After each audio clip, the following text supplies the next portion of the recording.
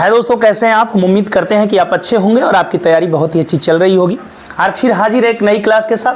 पिछले क्लास में हमने देखा था पेपर सॉल्व कर रहे थे और पेपर में हमने 10 क्वेश्चन देख चुके थे। आज 11वें क्वेश्चन से बात करेंगे। 20 क्वेश्चन तक हमको बात करनी है। तो 11वां क्वेश्चन जो हमारा आज का है, ध्यान से देखिएगा। ये क्वेश्चन है, अमित एक मेज रुपया 1200 में खरीदा, मतलब उसने खरीदने का काम 1200 रुपया में किया है तथा इसकी मरम्मत पर 200 रुपया व्यय किए। अब ध्यान देने की बात है, अगर आपने इसको सीपी समझ लिया तो सवाल फिर गलत हो जाएंगे। यहां पे नेट सीपी की बात करनी पड़ेगी हमको। नेट सीपी मतलब पूरा सीपी की बात करनी पड़ेगी। तो सीपी में ये 1200 का तो उसने नगद खरीदा है प्लस 200 रुपया इसमें उसने मरम्मत पे लगाए, तब ये दोनों का जोड़ जो होगा ये आपका नेट सीपी कहलाता है।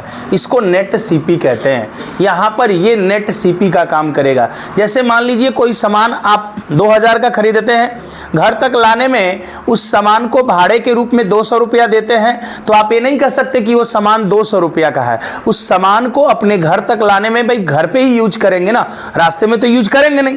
जब रास्ते में नहीं यूज करेंगे, घर पे यूज करना है उसको, तो फिर टोटल वो सामान आपकी पड़ जाएगी 2200 रुपए की। फिर हमको वही बात यहां पर भी समझनी पड़ेगी कि 1200 रुपया का सामान खरीदा, अब सामान यूज नहीं कर पा रहा है, वो ला करके फिर मरम्मत करवाया, उसकी 200 रुपया लग गए, अब जाकर के वो उसके काम के लायक सामान हुई, तो जो कि 1400 रुपया में उसकी सामान अब हो जाएगी। ये हमको समझना पड़ेगा। अक्सर ये क्वेश्चन आप परीक्षाओं में गलत कर देते हैं।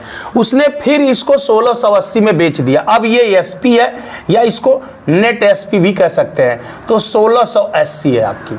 अब ध्यान दीजिए, सीपी 1400 है, 1600 क्या 80 क्या है, एसपी है। तो बताइए इसको देख करके आपको क्या लग रहा है, लाभ होगा या हानि? लाभ। तो हानि वाला विकल्प जहां पे है ये तो ऐसे ही गलत हो गया, है कि नहीं?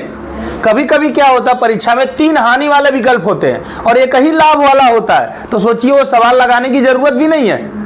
अगर 3 हानि वाले होते तो फिर मेरा से आंसर वही सही हो जाता, लेकिन यहां पर भाई 3 लाभ वाले हैं, 1 हानि वाला है, तो लगाना तो पड़ेगा।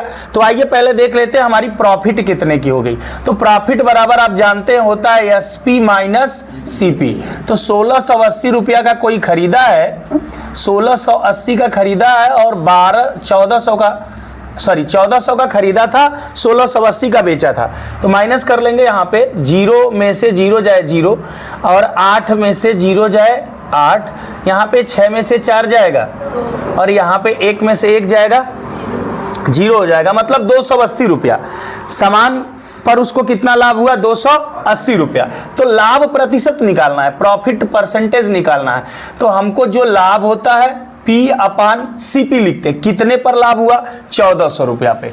ये मत सोचिएगा कि लाभ हमको 1200 रुपया पे हुआ है, लाभ हमको कितने पे हुआ है? 1400। गुणते कर दीजिए 100, यही आपका आंसर है। यहाँ पे कट गया 14 दूना के 28, ये 0 यहाँ पे चिपक जाएगा। P बराबर हो जाएगा 20%। P मतलब लाभ। लाभ कितने का हो गया आपका?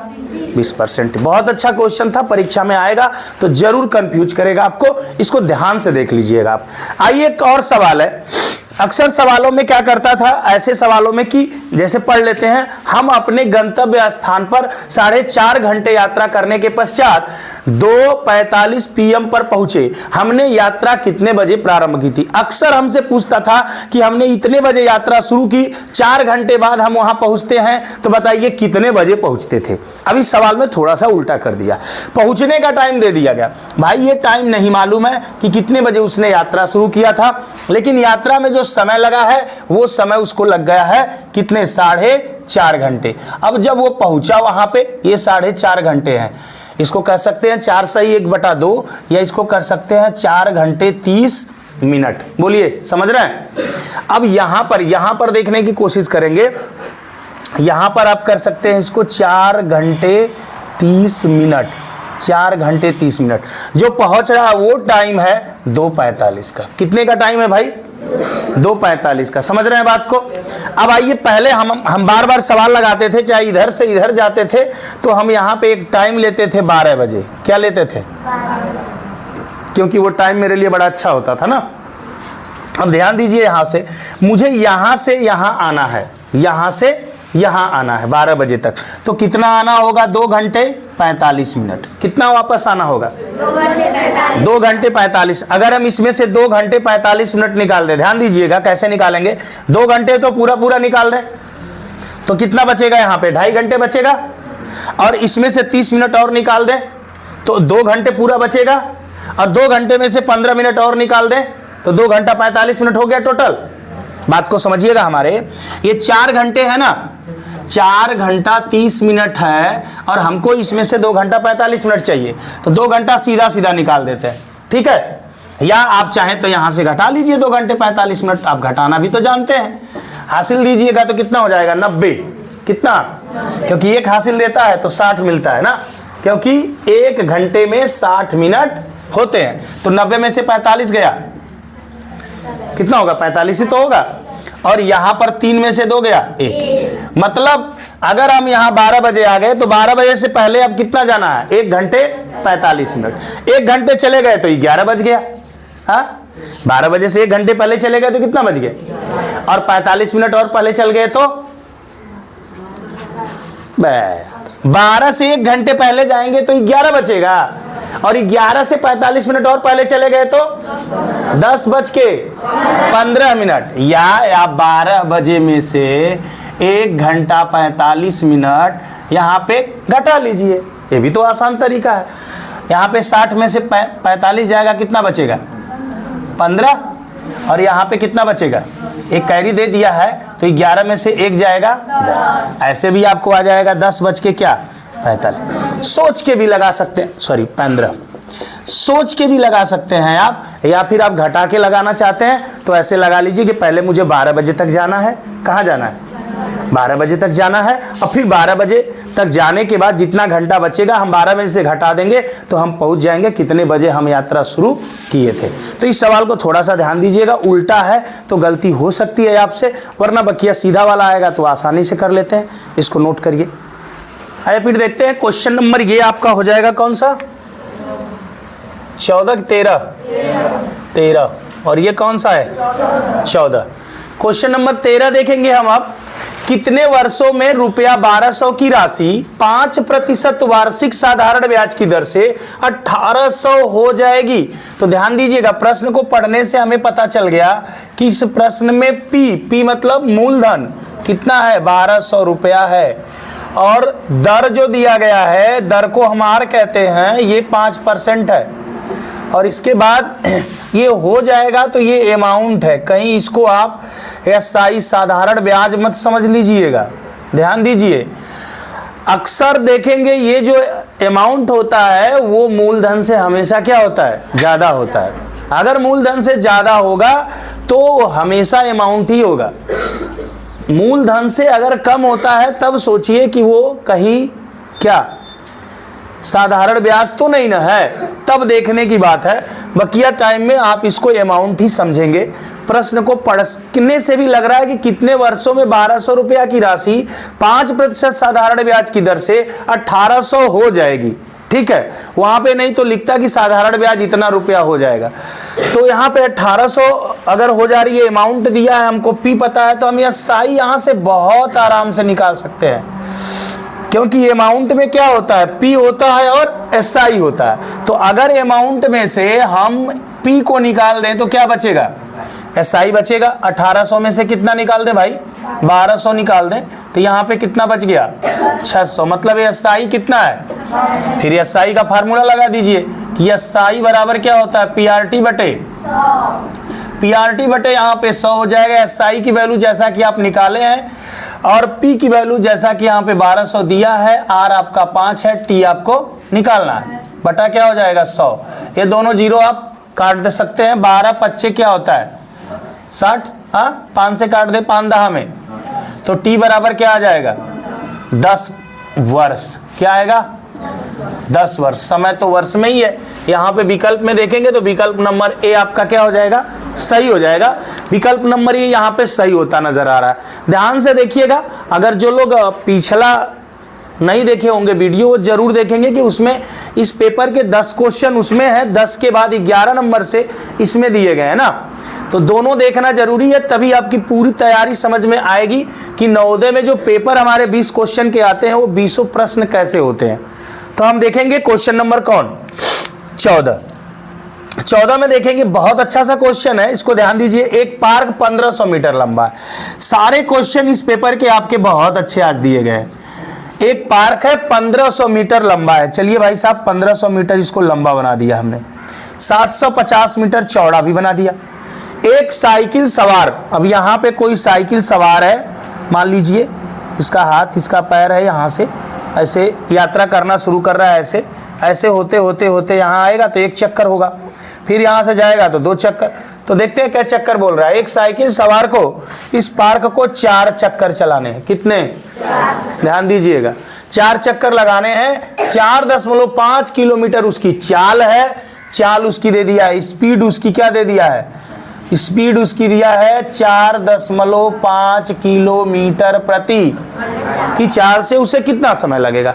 तो देखिए हमको समय निकालना है, तो टाइम या समय बराबर हमारा होता है दूरी बटे 4, डिस्टेंस अपॉन स्पीड होता है।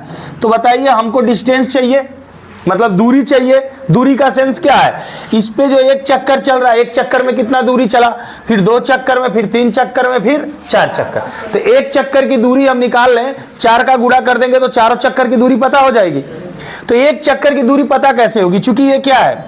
आयताकार है, तो आयत का परिमाप जो होता है वही 1 चक्कर की लंबाई होगी। तो 1 चक्कर में तय दूरी, 1 चक्कर में तय की गई दूरी। अब ये दूरी कैसे निकलेगी? आयत के परिमाप के फार्मूले से। आयत का परिमाप होता है 2 लंबाई धन चौड़ाई। चलिए L + B लिख दिया। तो 2 लंबाई कितनी है भाई? 1500 है, 1500। चलिए 1500, ये है 700। इसको जोड़ सकते हैं क्या? तो कितना आ जाएगा? 2250। अब 2250 में यदि हम गुणा कर दें तो कितना हो जाएगा? 4500। बोलिए 4500 क्या? मीटर। मतलब 1 चक्कर चलने में इसका जो पेरीमीटर है, परिमाप है, वो 4500 मीटर है। लेकिन चलना कितना है?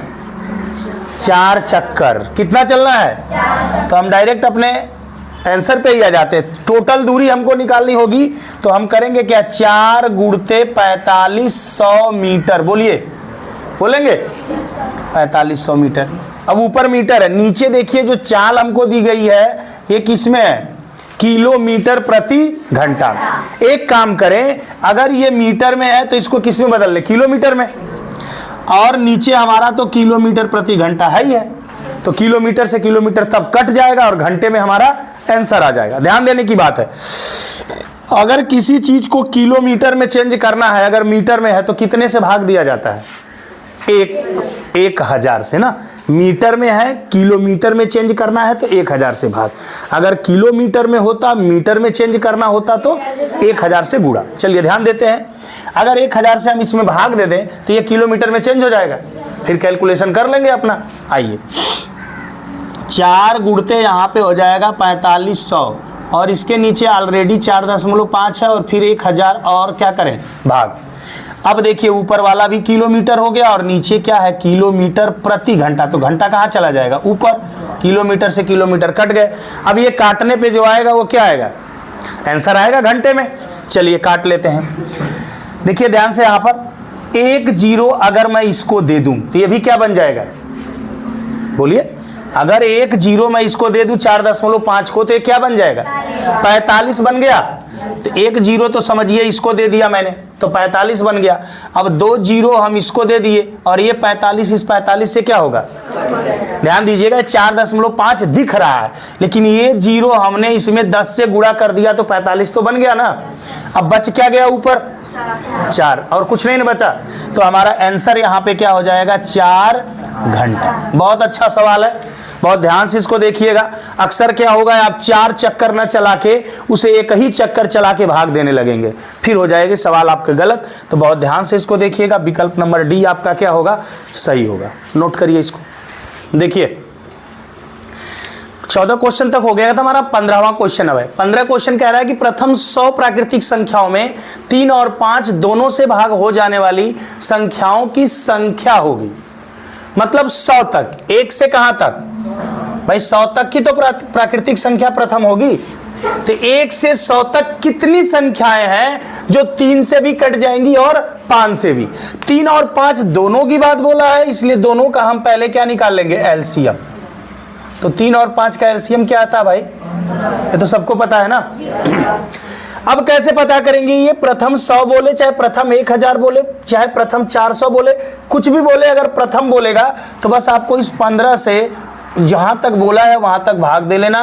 15 छक्का 90, 15 सत्ते 105 ज्यादा हो जाएगा, तो 6 बार भाग ले जाते हैं, शेष कितना बच जाएगा, 10। शेष से कोई मतलब नहीं, भाग जितना बार जाता है वो हमारा आंसर होगा। तो विकल्प नंबर डी क्या हो जाएगा। बात समझ में आई। ये 400 तक पूछ दे, 1000 तक पूछते, उससे फर्क नहीं पड़ता। यहाँ पे कोई संख्या दे दे, 3 4 5 दे दे, तो तीनों का लौसा निकालेंगे पहले।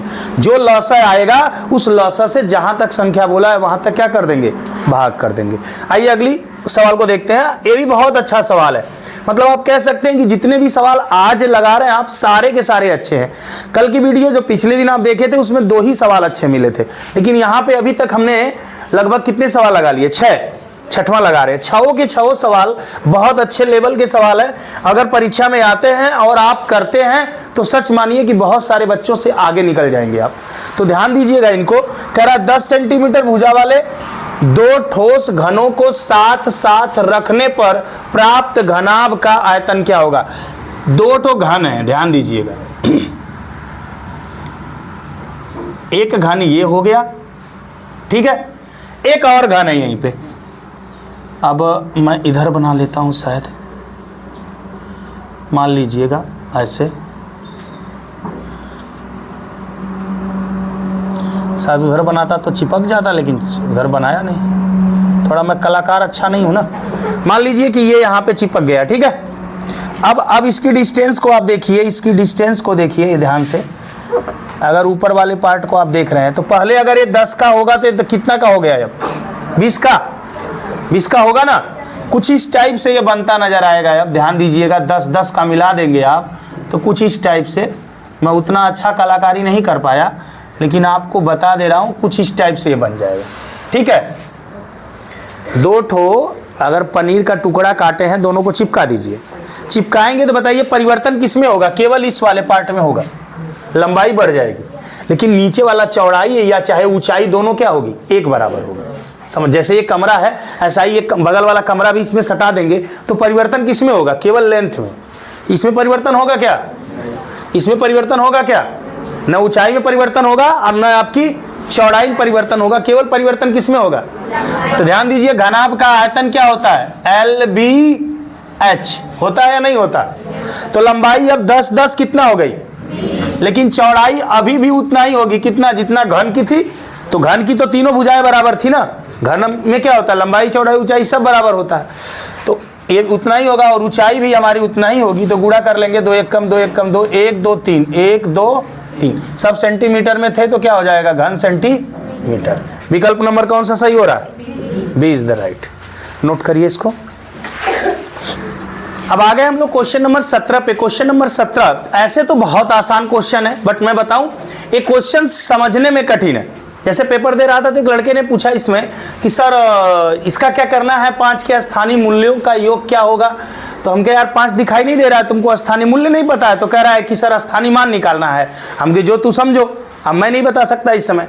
तो कह रहा है सर एक ही 5 है तो इसका तो स्थानीय मान, दूसरे 5 का क्या करें। कहीं ना कहीं इस प्रश्न को समझने में उसको प्रॉब्लम हो रही है। तो बात को समझिए, स्थानीय मूल्यों, स्थानीय मूल्य का मतलब क्या होता है, कीमत ना। जैसे कोई सामान लेके जाते हैं तो कहते हैं ना कि इसकी कीमत क्या है, ये तो है मार्कर, लेकिन कीमत में वो क्या बताता है, 25 रुपये 30 रुपये, ये नहीं बताएगा। तो 5 तो बोल रहा है, तो 5 का उस स्थान पे कीमत क्या है, मूल्य क्या है, वही कह रहा है। लेकिन अगर 2 5 है तो दोनों का क्या करेंगे, योग बोल रहा है भाई। योग का मतलब क्या होता है? जोड़। जैसे 2 मार्कर लिया है, इस मार्कर की कीमत हो सकता है कुछ और, अगर इस मार्कर की कीमत कुछ और है तो दोनों को जोड़ के बताना होगा ना मूल्य। सेम वही बात है। तो समझने में उस लड़के को फेर थी, तो यहाँ पे स्थानीय मान ही निकालना है, लेकिन दोनों स्थानीय मान निकाल के क्या कर देना है? जोड़ देना है। या फिर बहुत ही आराम से देखेंगे तो इस स्थान पे जो अंक है इसका स्थानीय मान क्या होगा? 1 2 3 4 5 0 ना, 1 2 3 4 5। क्लियर है? और इस स्थान पे जो 5 है इसका स्थानीय मान क्या होगा? 50। अगर इनको हम जोड़ दें तो क्या हो जाएगा? 1 2 3 5 0। बोलिए, कोई दिक्कत? इतना ही करना था, लेकिन अब समझ में नहीं आ रहा है तो सवाल गलत हो गए उसके। तो विकल्प नंबर कौन सा सही है? डी राइट है। आइए आगे देखते हैं। आप लोग को तो समझ में आया ना? आइए देखिए, क्वेश्चन नंबर 18 की बारी है। काकू, बहुत अच्छा प्रश्न है। मैं बार बार कह रहा हूं कि अब आज के सारे प्रश्न 1 नंबर के। अगर जो वीडियो देखेगा उसे बहुत फायदा होने वाला है पेपर में, क्योंकि ऐसे प्रश्न सभी नहीं बनाए जाते हैं। कुछ प्रश्न ऐसे होते हैं, लेकिन यहाँ पे हमने अधिकांश पेपर इस पेपर के जो क्वेश्चन है अच्छे लेवल के बना रखे हैं। अगर एक अच्छा पेपर आता है तो इसमें से जरूर 2-3 क्वेश्चन इस टाइप के जरूर पड़ेगा। तो आज का जो वीडियो आपका है बहुत अच्छा जा रहा है। देखिए ध्यान से, काकू ने बक्सी से, यहां पे होगा, बक्सी से 7 अंक कम पाए। काकू कोई है, इसका जो अंक है वो बक्सी से कितना अंक कम है भाई? 7। तो अगर बक्सी में से 7 घटा देंगे तो काकू का पता चल जाएगा। आगे बढ़ते हैं। जबकि रमन ने काकू से 3 अंक अधिक पाए। अब रमन नाम का कोई लड़का है, इसकी कहानी क्या है?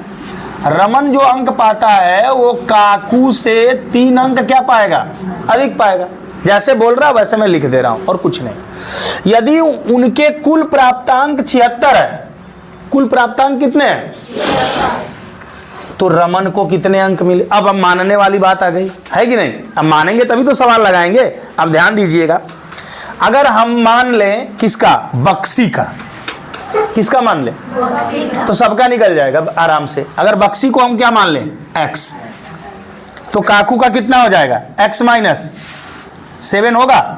बोलिए, काकू का कितना हो जाएगा? x माइनस, बक्सी का पता हो गया x, काकू का हो गया x माइनस, रमन का पता चल जाएगा। देखिए रमन ने क्या किया है? काकू जितना पाया है उससे 3 अंक, यही तो बचाइए। -7 में से +3 जाएगा तो क्या बचेगा? x minus. तो बताइए, तीनों का पता चल गया आपको? काकू का x माइनस 7, बक्सी का x, रमन का x माइनस, बराबर टोटल कितना होना चाहिए भाई? तो प्रश्न देख के घबरा गए तो गलती पक्का होगी। अगर आपने जैसे जैसे प्रश्न कहा वैसे वैसे चल दिए तो आंसर आ जाएगा। हमने बक्सी को ऐसे माना कि बक्सी का मानेंगे तो काकू का निकल जाएगा, और काकू का निकल जाएगा तो रमन का निकल जाएगा, क्योंकि ये देखने से ही लग रहा है इस लाइन को। तो सबका निकल गया। तो 1x 2x -7 -4 -11 बराबर क्या हो जाएगा? अगर -11 को मैं उधर ले जाऊं तो जुड़ेंगे ना 76 में 77 लिख दिया, 76 में +11 होगा, कितना हो जाएगा?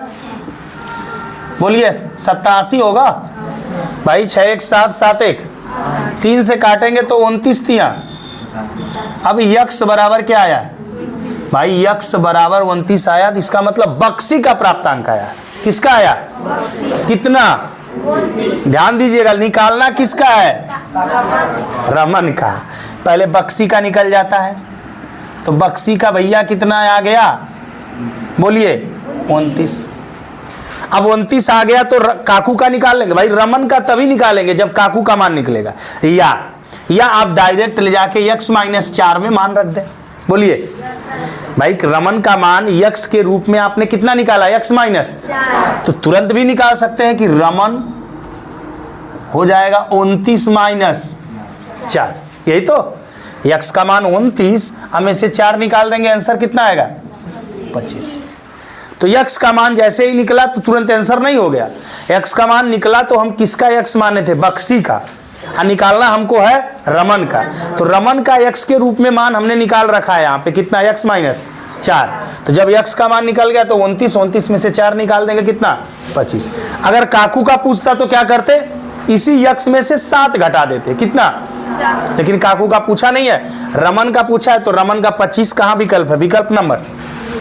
समझ में आई बात? नोट करिए।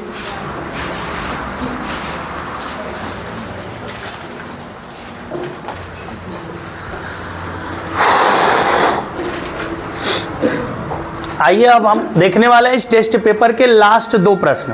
अरे लास्ट 2 प्रश्न इस टेस्ट पेपर के सबसे आसान प्रश्न है, ये भी जान लीजिए। और सबसे आसान है तो अब आप समझिए कि ऊपर के हमारे आज के 8 प्रश्न अच्छे थे और 2 प्रश्न हमको आसान मिल गए, तो मैनेज हो गया पेपर पूरा। कैसे आसान है? क्योंकि इसमें आपको 13 से भाग देना है। तो भाई भागफल पूछा है, शेषफल से मतलब उसको नहीं है, तो भागफल हमको निकालना है, तो हम डायरेक्ट भी भाग दे सकते हैं, और नहीं तो आपकी इच्छा है तो आप भाग दे लीजिए। 76 0 76 में 13 × 5 = 65, 13 × 6 = 78, ज़्यादा हो जाएगा। 13 5 × 65 और 13 6 × 78, ज़्यादा हो जाएगा तो 5 बार ले जाएंगे, और यहाँ पे 65 है, 1 हो जाएगा, 1 हो जाएगा, यही बचेगा ना। अगर 0 ला दिया तो 110 हो गया, मतलब 110। 13 8 × 104 होगा, 39 × 117 ज़्यादा हो जाएगा, तो 13 8 × 104 माइनस करेंगे 6 पाएंगे, यहाँ पे 0, यहाँ पे 0। अब क्या लाना है? 7। हाँ, फिर वही बात है, 13 से भाग देंगे तो कितना बार जाएगा? 5 बार। 13 5 × 60, कितना बचेगा? क्या उतारे? 6। 13 2 जा, लीजिए पूरा का पूरा कट ही गया ना। समझ रहे हैं? इस सवाल को कंफ्यूजन में डाल देगा, तो यहाँ पे कट गया, तो आपके आंसर ये आने चाहिए 5852। प्रकट हो रहा है, इसी के ऊपर प्रकट हो गया, यही है ना, 5852। आइए एक और क्वेश्चन है, इसको देखते हैं सीरीज में कि 9 और 4 कितना? 13 4, 17 4, 21 4, तो 25 4। लो, इसके नीचे ये भी प्रकट हो गया, है ना। तो आसान थे क्वेश्चन। अब जो 2 लोग देख रहे हैं बहुत ध्यान से देखिए, अगर इस वीडियो को देख रहा है तो पिछली वीडियो अगर आपने नहीं देखा है इस पेपर का 10 क्वेश्चन, तो इसी में मैं लिंक डाल दूंगा, उसको भी आप देख लीजिएगा। और आप जरूर बताइएगा कि आपको ये वीडियो कैसी लग रही है अपने कमेंट के द्वारा। अगर कोई क्वेश्चन नहीं समझ में आ रहा है तो क्वेश्चन नंबर डाल दीजिएगा, दोबारा आपको वीडियो बता दी जाएगी। तो आज के लिए इतना है, जय हिंद।